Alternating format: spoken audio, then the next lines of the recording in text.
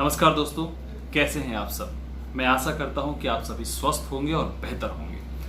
आज जो मैं आपके लिए जानकारी लेकर आया हूं बहुत विशेष है। बहुत विशेष इसीलिए, अक्सर आप मुझसे मेरे पिछले कई वीडियोस के कमेंट में एक बात कह रहे हैं कि सर ऑप्शन फॉर्म कैसे भरा जाए या फिर कौन सा डिपार्टमेंट चूज करना बेहतर है और कौन सा नहीं। तो आज उन्हीं डिपार्टमेंट के चॉइस में से मैं आपके लिए खास डिपार्टमेंट का डिटेल लेकर आया हूं, जहां आपको फॉर्म, अगर आप ऑप्शन फॉर्म में उस डिपार्टमेंट को चूज कर रहे हैं तो आपको किन किन बातों का ध्यान रखना चाहिए और आपको पहले से क्या सतर्कता बरतनी चाहिए, क्यों सावधान हो जाना चाहिए।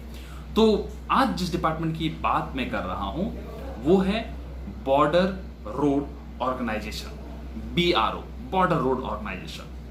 तो दोस्तों मैं आपको बता दूं कि बॉर्डर रोड ऑर्गेनाइजेशन, थोड़ा सा मैं उसके बारे में आपको 2 लाइन में उसका डिटेल बता दूं। तो Border Road Organisation Ministry of Defence का एक इंटीग्रेटेड पार्ट है, यानी कि मिनिस्ट्री ऑफ डिफेंस के अंतर्गत रहकर वो काम करता है। और इसका, जैसा कि आपको उसके नाम से ही पता चल रहा होगा, बॉर्डर रोड ऑर्गेनाइजेशन, यानी कि हिंदुस्तान के जो बॉर्डर एरियाज हैं, यानी कि जो बॉर्डर के जो क्षेत्र हैं, उन एरियाज में इसका काम होता है कि वो सड़क बनाए, उन एरियाज में जाकर रोड्स बनाए और मुख्य सड़क से जो है उन बॉर्डर एरियाज को जोड़े। तो मुख्य तौर पर इसका यही काम है। तो आपको, हालांकि इसका हेडक्वार्टर DGBR यानी कि जो मुख्यतः दिल्ली में है, तो लेकिन जितने भी इसके सबऑर्डिनेट ऑफिसेज हैं, जितने भी इसके जो ऑफिसेज जो अलग अलग जगहों पर स्थापित हैं, वो बॉर्डर एरिया में ही है। यानी कि बिल्कुल बॉर्डर एरिया आप शुरुआत कर सकते हैं ऊपर लद्दाख की तरफ, कश्मीर के पास इसका बॉर्डर एरिया है। नॉर्थ ईस्ट के क्षेत्रों में ये बहुत अधिक सड़क निर्माण का कार्य कर रही है, सिक्किम में, अरुणाचल प्रदेश, लेह, इन तमाम इलाकों में। यानी कि मुख्यतः ये काम करती है बॉर्डर एरियाज के भी जो हिली स्टेशन है, जो पहाड़ी क्षेत्र हैं, उन जगहों पर इसका कार्य अधिक होता है। आपको याद होगा हाल ही में एक अटल टनल बना था, वो भी BRO का एक बहुत बड़ा योगदान था उसमें, उस अटल टनल को बनाने में। खैर, तो मैं अब आ जाऊं आपके मुख्य रूप से इस सूचना पर कि क्यों मैं आज BRO पर बात करने वाला हूं। दोस्तों देखिए, आपको पता है कि SSC GST का जो DV के लिए रिजल्ट निकल चुका है, लेकिन जो लोग DV में अपने ऑप्शन फॉर्म में अपने पहले चॉइस के रूप में बॉर्डर रोड ऑर्गेनाइजेशन को रखना चाहते हैं, उसके लिए 2 चीजें हैं। एक, बड़ा फायदा हो सकता है। दूसरा, एक अगर आप फिजिकली फिट नहीं हैं तो नुकसान हो सकता है। कैसे? अब मैं इस बात को जरा और क्लियर करूं। तो सबसे पहली बात मैं ये बता दूं कि जो भी कैंडिडेट BRO को सेलेक्ट कर रहे हैं, यानी कि बॉर्डर रोड ऑर्गेनाइजेशन को चूज कर रहे हैं, उनके लिए डॉक्यूमेंट वेरिफिकेशन के बाद तमाम कैंडिडेट जिन्होंने भी BRO को एज अ ऑप्शन फॉर्म में अपने चॉइस के रूप में रखा है, उन तमाम कैंडिडेट का 2 लेवल पर फिर से टेस्ट होने वाला है। 2 लेवल, यानी कि एक पहला मेडिकल फिटनेस और दूसरा जो फिजिकल स्टैंडर्ड होता है।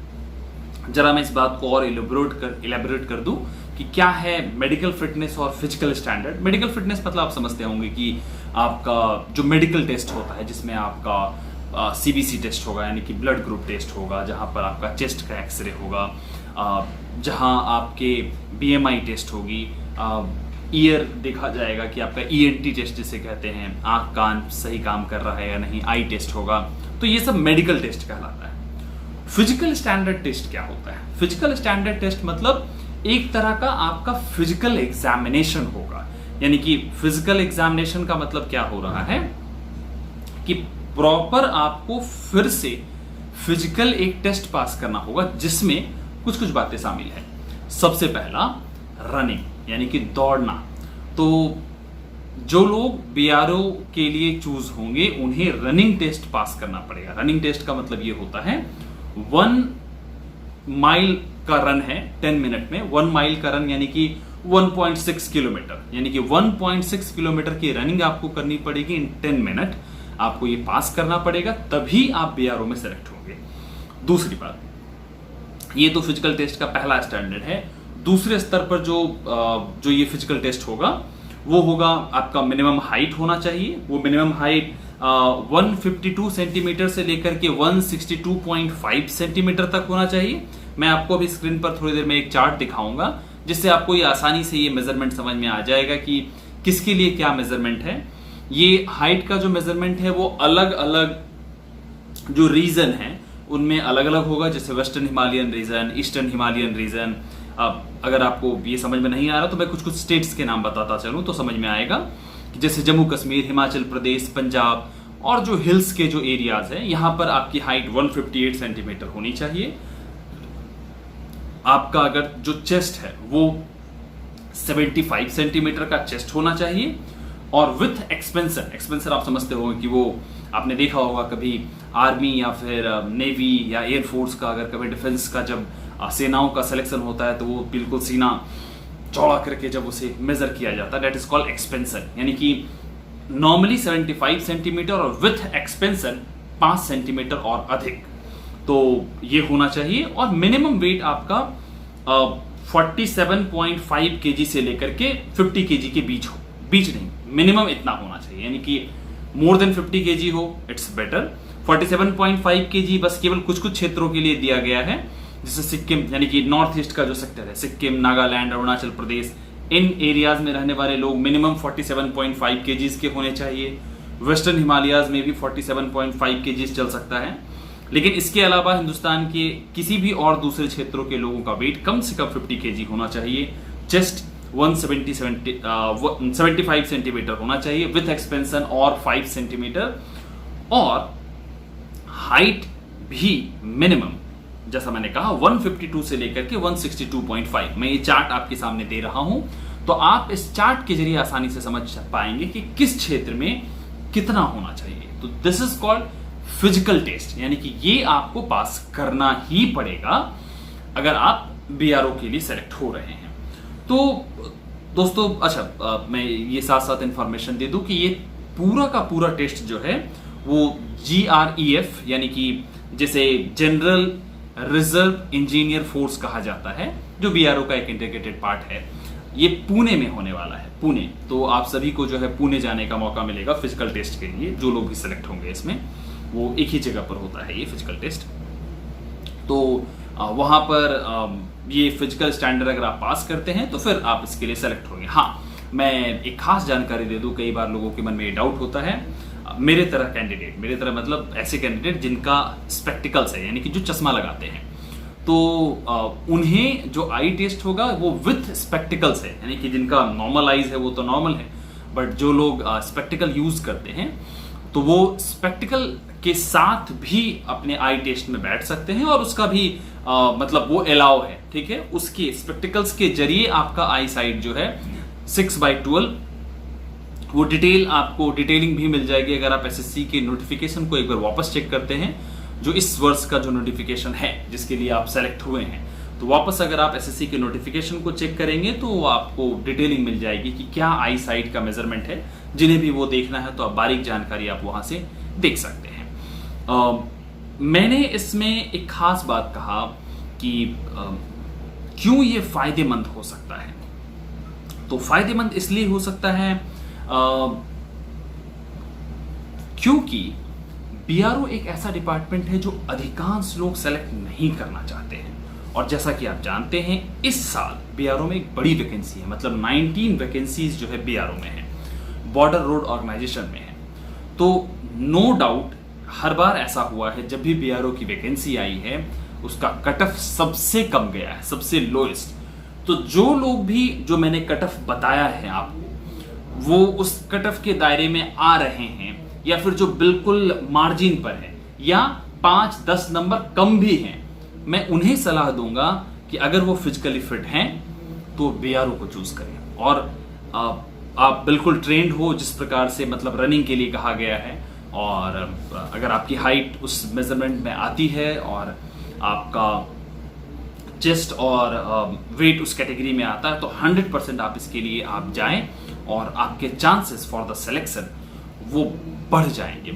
मतलब आप यूं मान के चलिए कि काफी अधिक बढ़ जाएंगे, और आप मतलब जो लोग अपने आप को इस रेस से बाहर मान रहे थे वो इस रेस का हिस्सा बन जाएंगे, पार्ट। एक और बहुत बड़ा फायदा होता है बीआरओ में काम करने का कि आपको डिफेंस की बहुत सारी फैसिलिटीज मिल जाती है, जैसे कि कैंटीन कार्ड जो होता है, जो आप जानते होंगे, जहां पर आपको सब्सिडी रेट पर बहुत सारे सामान मिल जाते हैं, तो आपको कैंटीन कार्ड की फैसिलिटी मिल जाएगी। और साथ ही साथ एल्टीट्यूड अलाउंस मिलेगा। एल्टीट्यूड अलाउंस क्या होता है? एल्टीट्यूड अलाउंस का मतलब होता है कि जो लोग, क्योंकि बीआरओ जैसा मैंने कहा कि वो हिली एरियाज और हिली रीजन में ही काम करती है, तो उस क्षेत्र में काम करने के कारण आपको गवर्नमेंट की तरफ से अपार्ट फ्रॉम योर सैलरी एक बड़ा अमाउंट दिया जाएगा, क्योंकि आप उस क्षेत्र में, कठिन ज्योग्राफिकल क्षेत्र में आप रह रहे हैं, इसलिए आपको एडिशनल अमाउंट भी मिलेगा।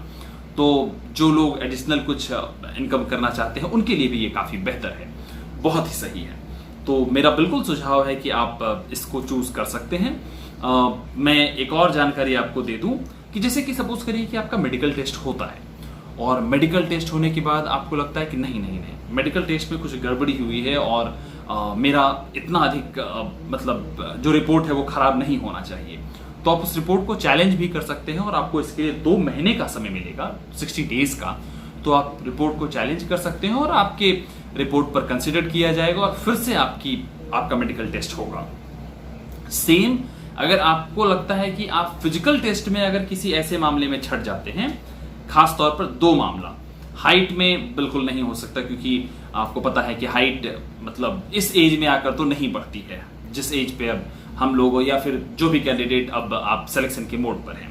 तो 2 ऐसे मोड, यानी कि वेट और चेस्ट के कैटेगरी में अगर आप फिजिकल स्टैंडर्ड में पास नहीं हो पाते हैं उस समय, एट द टाइम ऑफ जब फिजिकल टेस्ट हो रहा है, तो आप उसके लिए मतलब अपील कर सकते हैं और आपको 2 महीने का समय दिया जाएगा, 60 डेज का समय दिया जाएगा। सपोज करिए आपके वेट कैटेगरी में आप 1-2 केजी ज्यादा आ गए, या फिर वेट कैटेगरी में थोड़े कम आ गए, या चेस्ट में आप थोड़े कम ज्यादा हो रहे हैं, उस कंडीशन में आपको 2 महीने का समय दिया जाएगा, ताकि आपको एक मौका दिया जाएगा कि हो सकता है कि आप उस समय तक अपने वेट को घटा लें, बढ़ा लें, जो भी आपका रिक्वायरमेंट है, और चेस्ट के साइज को भी आप उसी तरह से घटा बढ़ा सकते हैं डिपेंडिंग अपॉन योर रिक्वायरमेंट। अगर 2 महीने में अगर आप अपने उस चैलेंज पर खरे उतरते हैं तो फिर से आपको इस पोस्ट के लिए कंसिडर किया जाएगा। तो ये महत्वपूर्ण बात है जो आपको बिल्कुल ध्यान रखनी चाहिए, और मैं इसीलिए आज का खास तौर पर ये वीडियो लाया, क्योंकि अधिकांश लोगों ने, कई लोगों ने मुझसे रिक्वेस्ट किया कि बीआरओ में क्या होने वाला है। तो ये है बीआरओ, और बहुत ही इंपॉर्टेंट डिपार्टमेंट है, और मेरा सुझाव जरूर है उन लोगों के लिए जो अपने आप को फिजिकली फिट मानते हैं, वो इसके लिए जाएं। और आपके स्कोर अगर कम भी हैं तो आप मान कर चलिए कि 99% अगर आप फिजिकल टेस्ट और मेडिकल टेस्ट पास करते हैं तो आप इसका पार्ट हिस्सा हो जाएंगे, यानी कि बीआरओ में आपका सिलेक्शन हो जाएगा विथ एक्स्ट्रा पे अलाउंस, जैसा मैंने कहा। और खास तौर पे दोस्तों ये भी ध्यान रखिए कि ऐसे कैंडिडेट जिन्हें लगता है कि वो फिजिकली और मेडिकली फिट नहीं है, वो बीआरओ को अवॉइड करते हैं। अवॉइड इसलिए करें क्योंकि अगर आपको फिजिकल और मेडिकल टेस्ट के लिए बुलाया गया और आप नहीं जाते हैं, तो क्योंकि सपोज करिए कि आपका कट ऑफ वहां आकर खड़ा होता है, यानी कि सपोज करिए जैसा मैंने कहा था आपको ऑप्शन फॉर्म भरते वक्त कि आपको 15 डिपार्टमेंट, जो इस बार है टोटल 19 डिपार्टमेंट, आपने 19 डिपार्टमेंट की चॉइस को भरा, और सपोज करिए कि आपने 10वें नंबर पर बीआरओ को रखा, और आपका जो स्कोर का कैटेगरी है वो बीआरओ से मैच कर गया। यानी कि सपोज करिए, मैं बस एक एग्जांपल ले रहा हूं, मैं बिल्कुल आप इसे मत समझिएगा कि ये कट ऑफ इसके लिए है, इस डिपार्टमेंट के लिए, मैं बस एक उदाहरण के लिए ले रहा हूं कि सपोज करिए कि बीआरओ के लिए कट ऑफ 270 गया, हो सकता है, मतलब मैं बिल्कुल नहीं कह रहा हूं दोस्तों कि 270 जाएगा, तो 270 गया। तो अगर आपका जो कैटेगरी है, आपने 10वें नंबर पर बीआरओ को रखा था और बीआरओ के लिए कट ऑफ 270 गया और आप उस कैटेगरी में आते हैं, तो हो सकता है कि आपको शुरुआत के 9 डिपार्टमेंट ना मिले और 10वें बीआरओ के लिए आपका सिलेक्शन हो जाए। तो उस कंडीशन में जो लोग अपने आप को फिजिकली इतना, मतलब इस जो स्टैंडर्ड दिया गया है उस स्टैंडर्ड के अकॉर्डिंग नहीं मानते हैं, वो बीआरओ को चॉइस में ही ना रखें, क्योंकि उन्हें दिक्कत हो सकता है, क्योंकि एसएससी दोबारा आपके डॉजियर को कंसीडर नहीं करेगी इस कंडीशन में जब आपका सिलेक्शन एक बार एक डिपार्टमेंट के लिए हो जाता है। तो इस बात का ख्याल रखें कि जो भी अपने आप को इस फिजिकल स्टैंडर्ड पर फिट मानते हैं वही बीआरओ का सिलेक्शन करें, और वो विशेष लोग जिनका स्कोर कम है और फिजिकल स्टैंडर्ड को अपना वो मेंटेन कर सकते हैं, वो भी बीआरओ के लिए जरूर ट्राई करें और आपके लिए बेहतर होगा और एक अच्छा ऑप्शन होगा। तो मुझे इस वीडियो में खास तौर पर यही इंफॉर्मेशन देना था आपको, और आशा करता हूं कि आपको ये वीडियो पसंद आया हो। मैं आगे भी जो टोटल 19 डिपार्टमेंट्स है, एक डिपार्टमेंट के बारे में मैंने बता दिया, 18 डिपार्टमेंट के बारे में मैं सेगमेंट में आपके लिए वीडियो लाऊंगा। सेगमेंट मतलब हो सकता है किसी दिन 3-4 डिपार्टमेंट के बारे में, किसी और दिन और 3-4 डिपार्टमेंट के बारे में, कि ऑप्शन फॉर्म में कौन सा डिपार्टमेंट आपके लिए बेहतर हो सकता है, कौन सा डिपार्टमेंट आपके लिए अच्छा हो सकता है, कहाँ आपको पोस्टिंग आपके स्टेट और रीजनल सेक्टर जोन में मिल सकता है और कहाँ नहीं मिल सकता है। मैं इस पर भी वीडियो बनाऊंगा अलग अलग पार्ट में, क्योंकि 19 डिपार्टमेंट को किसी भी एक वीडियो में कवर कर पाना बहुत मुश्किल होगा। तो फिलहाल के लिए मेरी तरफ से इतना ही। अपना प्यार और सपोर्ट दिखाते रहें। जो लोग मुझसे अलग तौर पर जुड़ना चाहते हैं, मैं अपना इंस्टाग्राम आईडी यहाँ दे रहा हूँ, आप मुझसे वहां पर सवाल पूछ सकते हैं। डीएम करें दोस्तों, कॉल नहीं। मुझसे आप मैसेज करें और मैं आपके सवालों का जवाब दूंगा। फिलहाल के लिए इस वीडियो में मेरी तरफ से इतना ही। बहुत बहुत शुक्रिया, बहुत बहुत प्यार मेरा, धन्यवाद, थैंक यू।